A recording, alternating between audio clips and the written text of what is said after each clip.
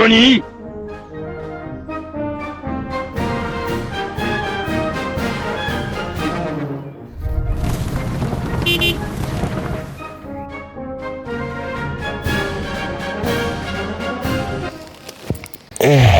Fiat Panda. Everybody knows this car, and most of them love it.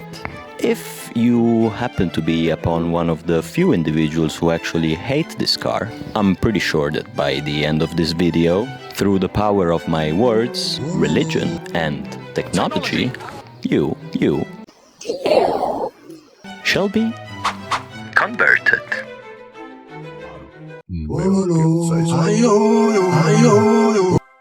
So our story begins with two pretty famous names. First one, of course, is Fiat, owned by the Agnelli family and most importantly by Gianni Agnelli, famous for mainly three things. First one, being Italy's wealthiest man at the time and until probably the day that he died. Second one is, for you football aficionados, the president of Juventus Football Club. And third, but not least important, is that allegedly he liked to begin his weekends by jumping naked from his helicopter into the sea. So, Fiat wants to begin a project for a new budget-friendly car for Italian families mainly. And who they entrusted? Our second protagonist, a certain Giorgetto Giugiaro, the owner of Italdesign. Oh my god. Don't tell me you've never heard of Italdesign, please. You really wanted to ruin my day, didn't you? Well, you succeeded. I am done.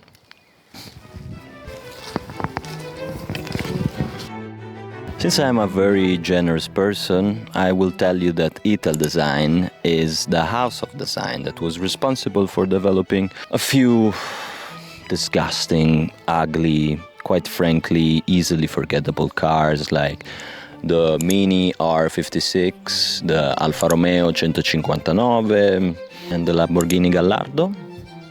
Yeah, I hope you feel ashamed of yourself. If you don't, I do for you.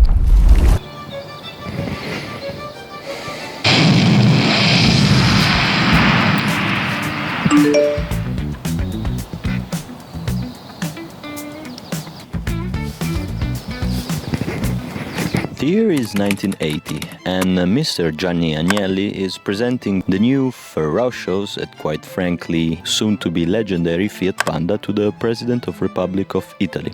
And let's face it, Giugiaro's design was absolutely brilliant. Being able to maximize all of the spaces thanks to its squared lines and design is something that still to this day actually manages to amaze people, especially for the years that it was developed in. So what do we have? We have a 3.3 meters long car. Incredibly enough, if you see the footage of the presentation of the original Panda, you can see people being able to sleep in it quite comfortably by just simply reclining the seats completely flat. Yeah, now that I think about it, if I am still jobless 6 months from now, I would probably have to live inside of a Panda as well. Just kidding. Yeah, I don't have money to buy a Panda. Another amazing fact about the Panda is that it's able to sit 5 adults inside of it. Will these 5 adults still be friends after a 2 or plus hours journey?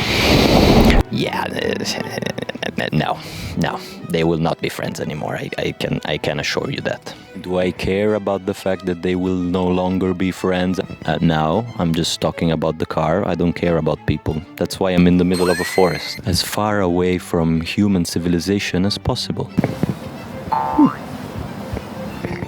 So, the second historical date when it comes to Panda's history is actually 1983, just 3 years after its launch. Why are you asking me? The answer is, in 1983 we got the Panda 4x4. Yes, you can finally escape civilization thanks to a Panda and go on top of a mountain. The 4-wheel drive system was actually developed by Austrians, and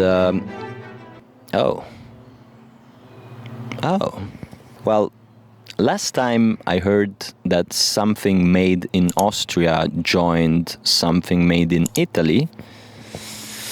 Yeah, things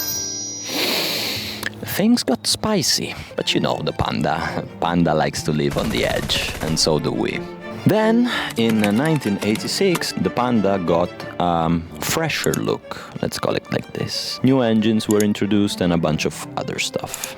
Now, you might think that after just 6 years, the Panda receiving a facelift would be something that would reoccur in time. Well, no, you would be dead wrong. In order for us to receive the second generation of Panda, we would have to wait for the Panda to get married, have children, and most importantly, getting caught having a little affair with a cute little younger Alfa Romeo in the back of a very fancy restaurant, and having a nasty divorce, and because of the divorce, being on a very strict budget, flying to Turkey, getting a midlife refresh look, especially when it comes to this area right here.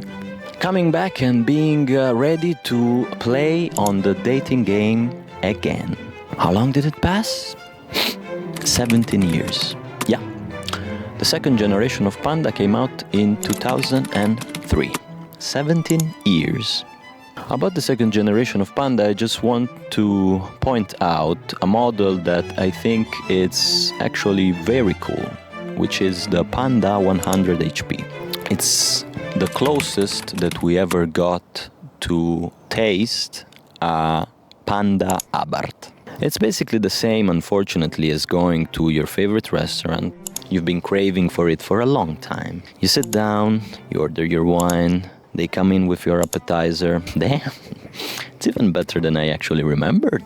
And all of a sudden, the waiter comes out and tells you, "I'm terribly sorry, sir, but the main dish you requested is no longer available because we changed chef." Disappointing? Yes, but look at it this way, you still got a pretty good appetizer, so not too bad.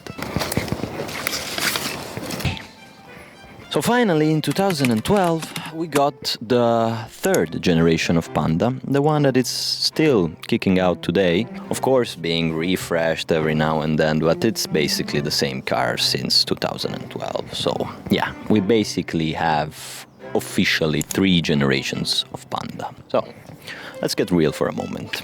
Why was the Panda created and designed? The Panda was created for working class people, normal people. Even though it was truly appreciated by icons, and Gianni Agnelli himself actually had quite a few of those, requesting even special editions for himself. But the whole point of the Panda was to be driven and bought by working class. So in order to make my next point, using the power of technology, I just want to throw in a few numbers. When the Panda came out in 1980, it started around 3.7 million Italian lire, which, if you convert it to nowadays euros, that would be around 2,000 euros, more or less. Yeah, I know, we're not considering inflation, blah blah. Do I look to you like someone who knows finance? No, definitely not. If you want to take those things into consideration, do it. Thank you. Grazie.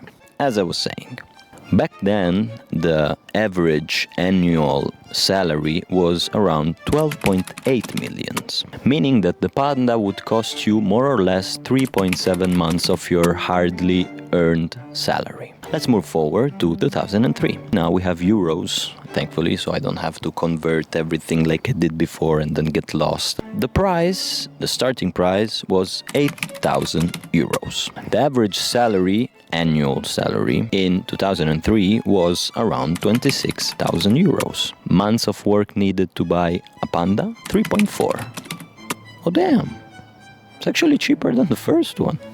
Wait.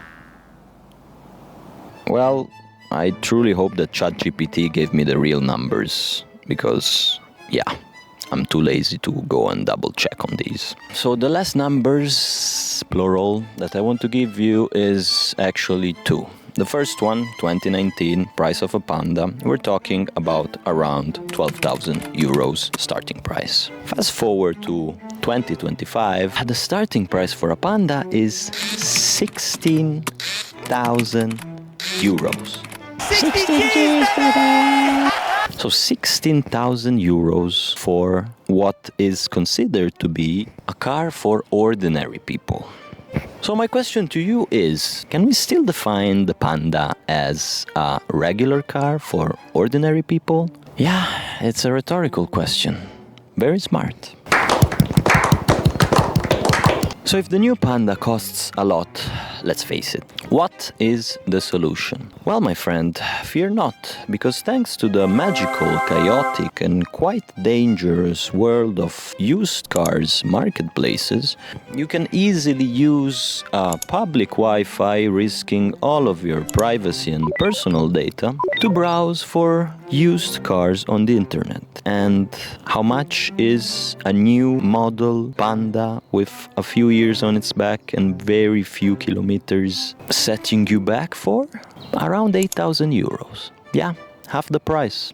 We live in a very strange world where the first model of Panda is actually becoming such an icon that some crazy people nowadays, some aficionados of Minecraft, people who play on paid servers on Minecraft because they're so obsessed with squared figures and designs, sometimes are willing to pay more than 15,000 euros. It's basically the same price of the new one.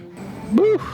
So let's conclude the video with thought. What do underwear and budget cars, or city cars as we call them nowadays, have in common? It's the fact that usually most of the people buy underwear and city cars with the intention of economy. What I mean by this is you buy this sort of things because you want something practical and, most of all, economical.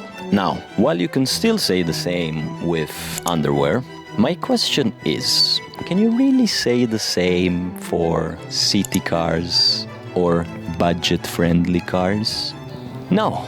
Because while they might be certainly cheaper to run than other alternatives, the upfront cost is becoming extremely high every year that passes. And unfortunately, my friends, we cannot say the same for salaries. So what could be the solution for all of this modern disaster that it seems like it's not going to change anytime soon in the future? Well, my advice to you, my friends, is pretty simple. Being the financially irresponsible person that I am, always have been, and probably always be, the answer is pretty simple. You save up money by buying used underwear, and you buy new expensive cars. There you go. Pretty simple. Go and buy new cars. Expensive ones. Beautiful ones. Don't thank me. And if you want to thank me, subscribe and like this video. I am extremely cold and ma porca. It's raining, I knew it.